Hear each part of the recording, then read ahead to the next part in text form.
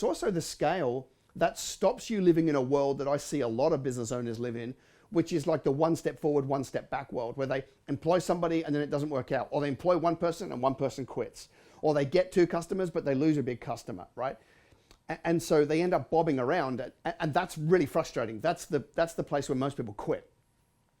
Whereas if you just decide to bust through and chase top line revenue and go from 100 grand a year to 250 or 500,000 to 3 million, or like whatever's in your mind, like if you just commit to going for that top line revenue, along the way, by touching more things and doing more activity, you actually find a lot more benefits.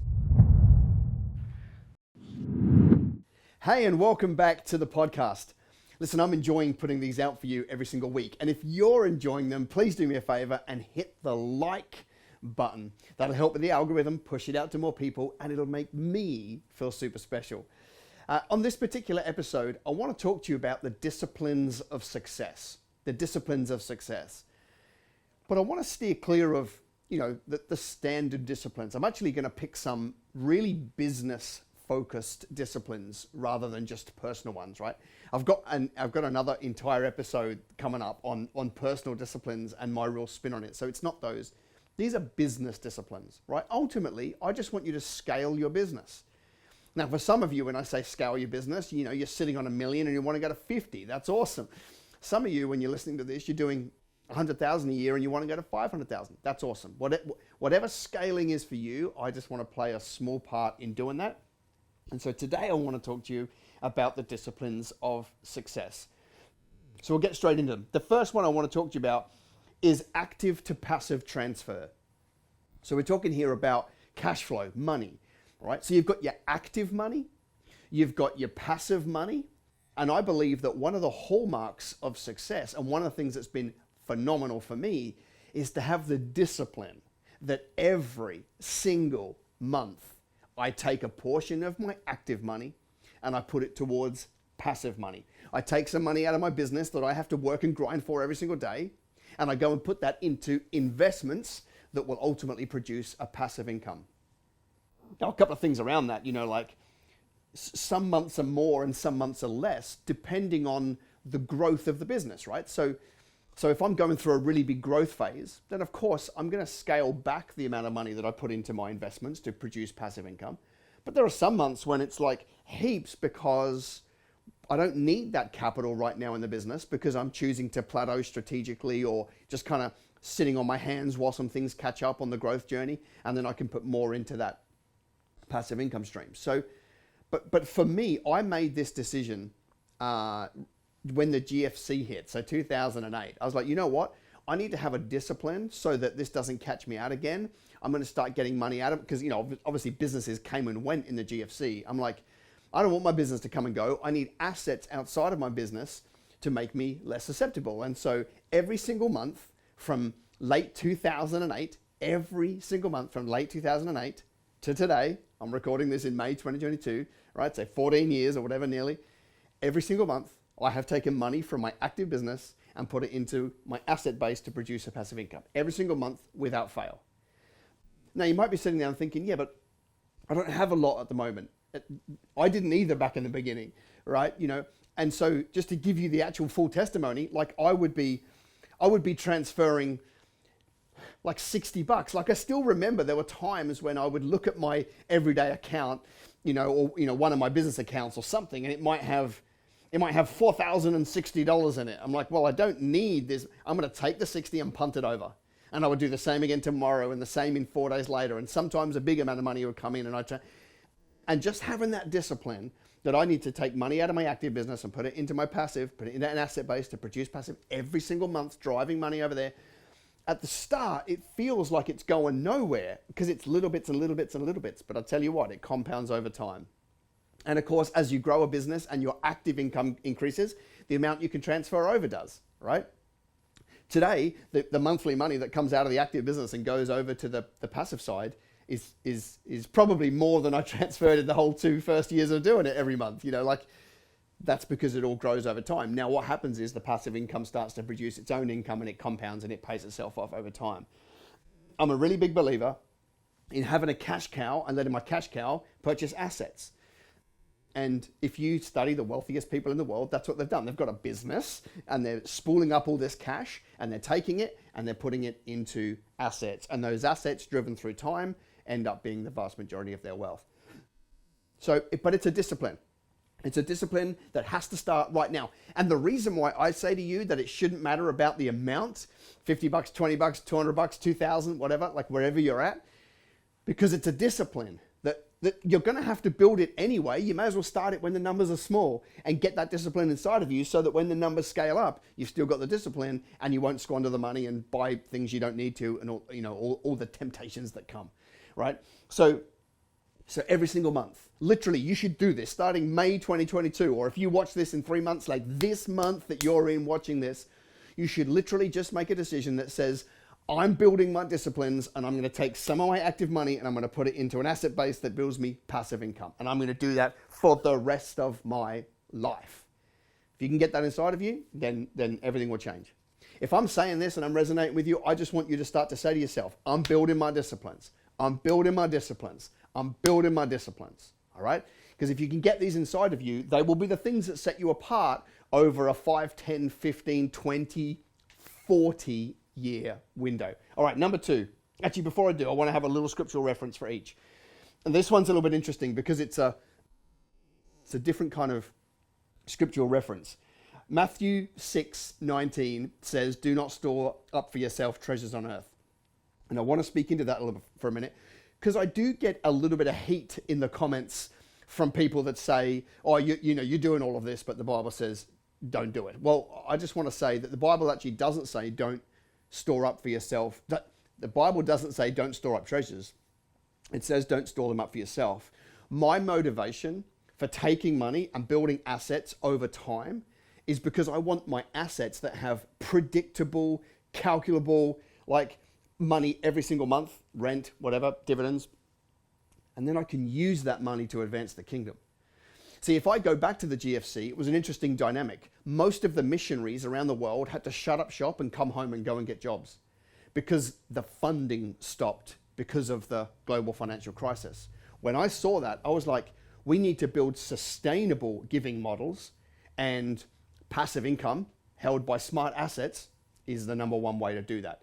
So for me, I'm building an asset base that can contribute, give, I can give the rent away from my property every single month, and next month I get some more, and it doesn't affect the value of the asset, right? So that's my motivation. I'm not storing up for myself treasures on earth. I'm storing up asset bases that can be used to advance the kingdom of God.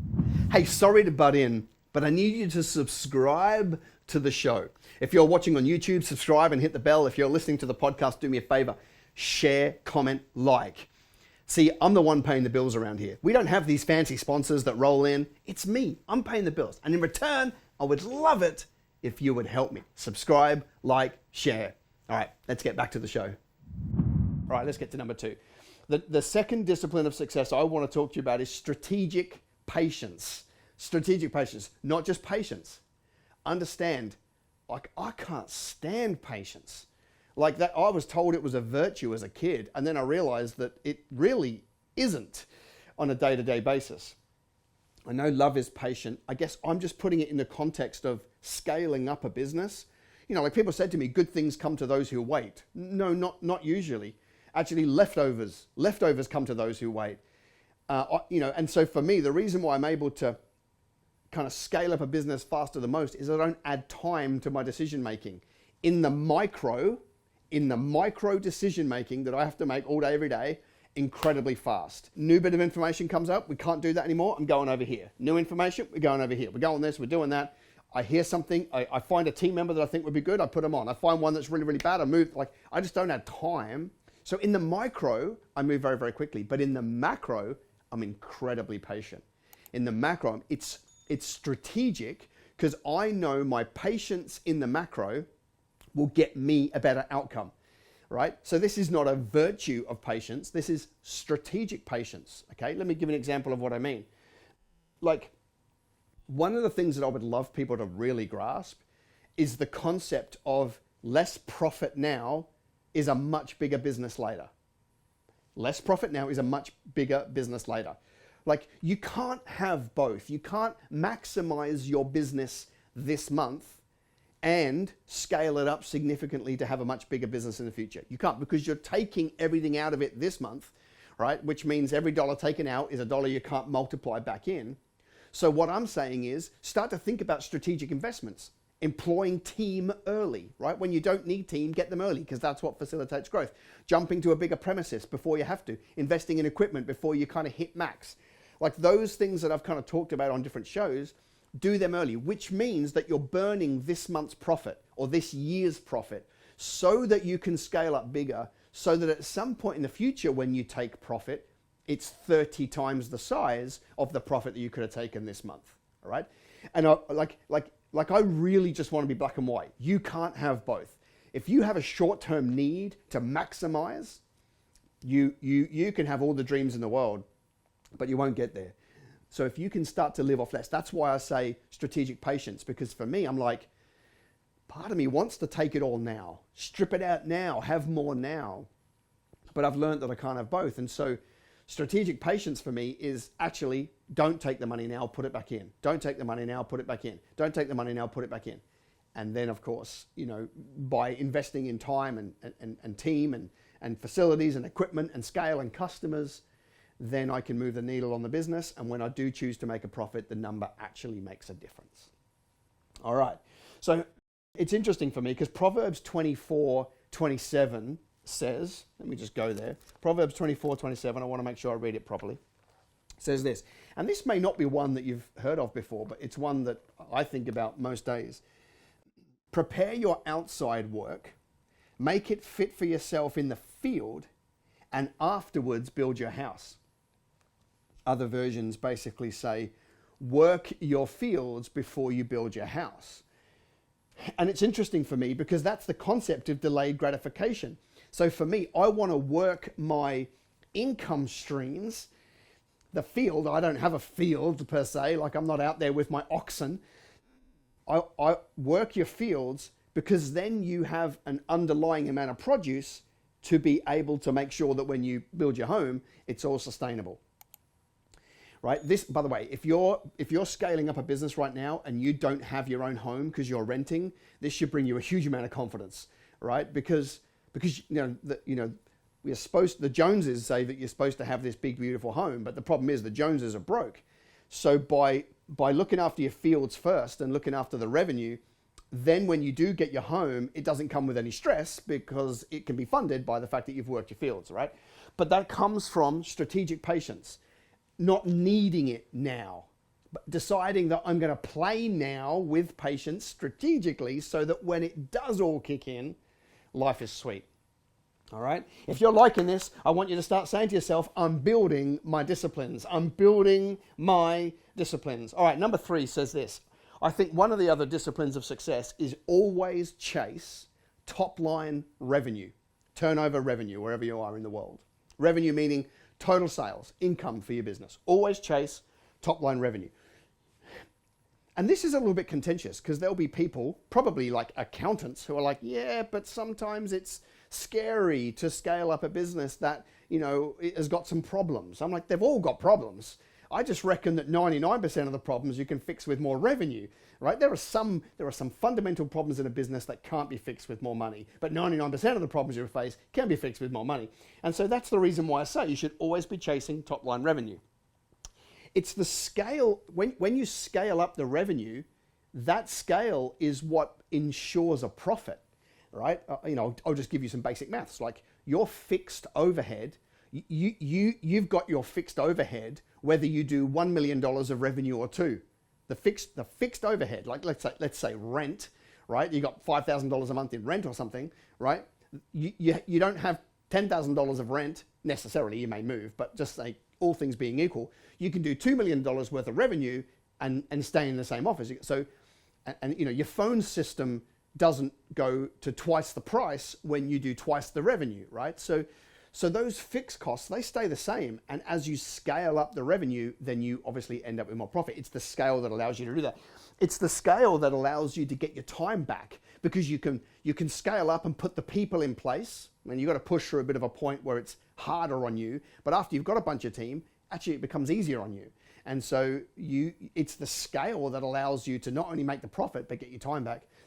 And it's also the scale that stops you living in a world that I see a lot of business owners live in, which is like the one step forward, one step back world, where they employ somebody and then it doesn't work out. Or they employ one person and one person quits.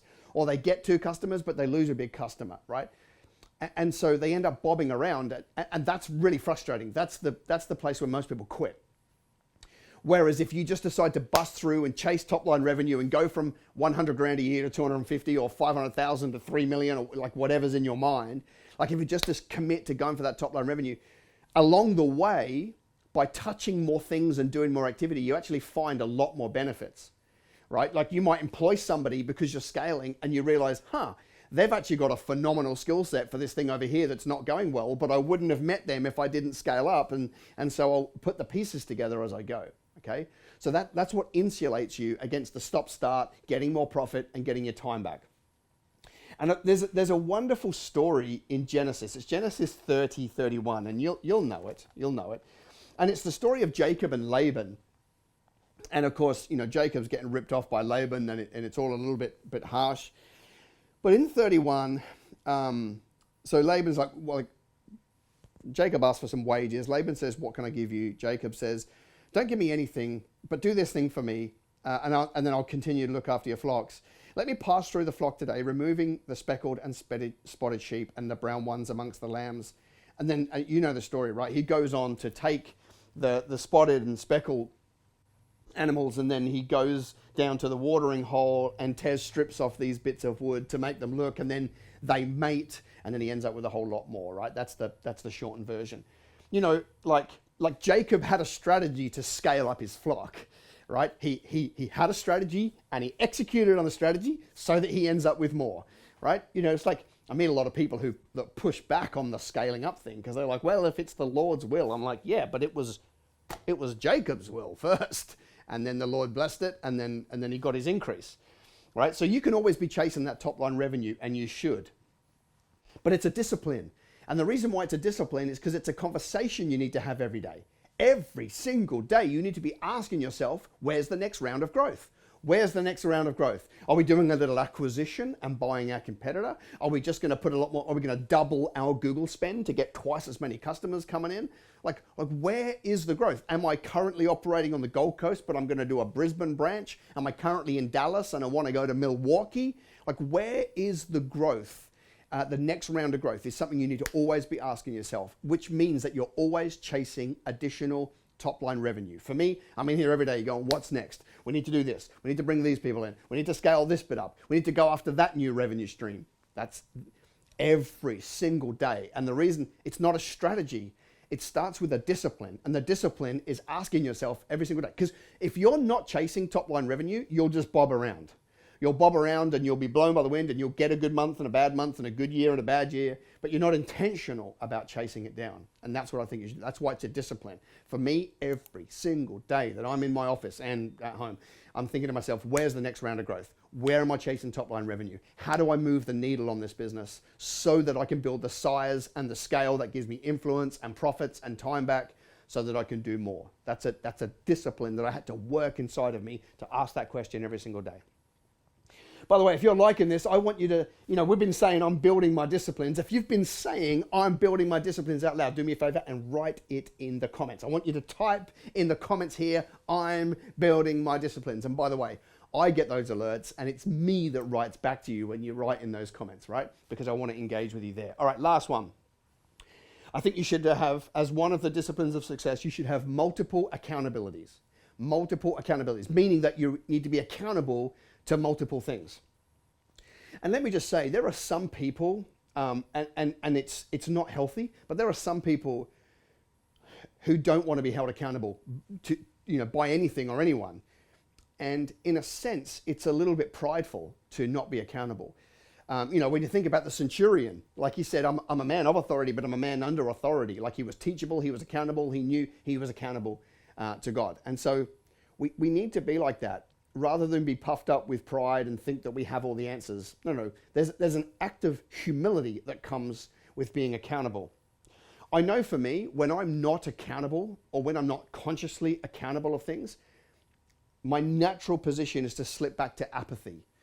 Like, I find that I'm not very good at holding me accountable. I mean, I can do it to a degree, but nowhere near as much as if I find some external accountabilities.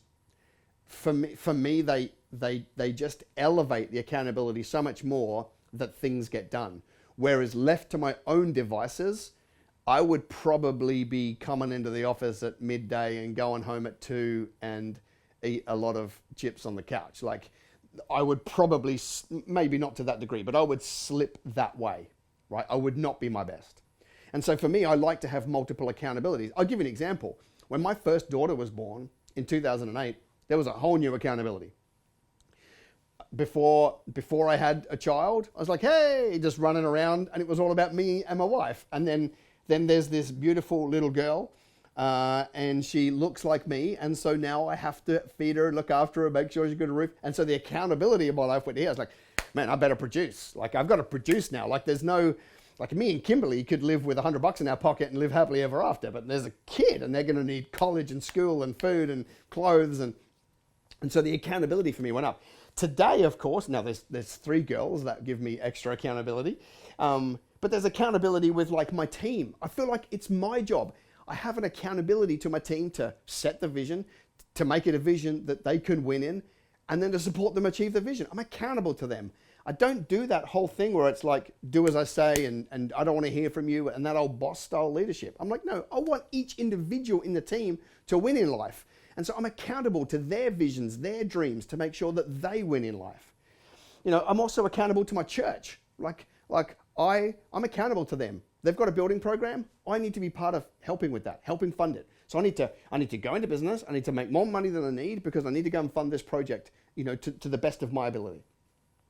And so that's an accountability thing for me. Like, it makes me better because I have to produce more because I want to be able to give them more. Okay. And then, you know, accountable to my assignment, doing these videos so that I can take the message of kingdom business and push it out as big as possible to raise up tens of thousands of kingdom entrepreneurs so that we can go and make change in the marketplace. I'm accountable to that. If I didn't have this assignment, well, I don't know. I'd probably just like use this time to do something else. Like, this is what holds me accountable to making sure that I perform at my best every single day.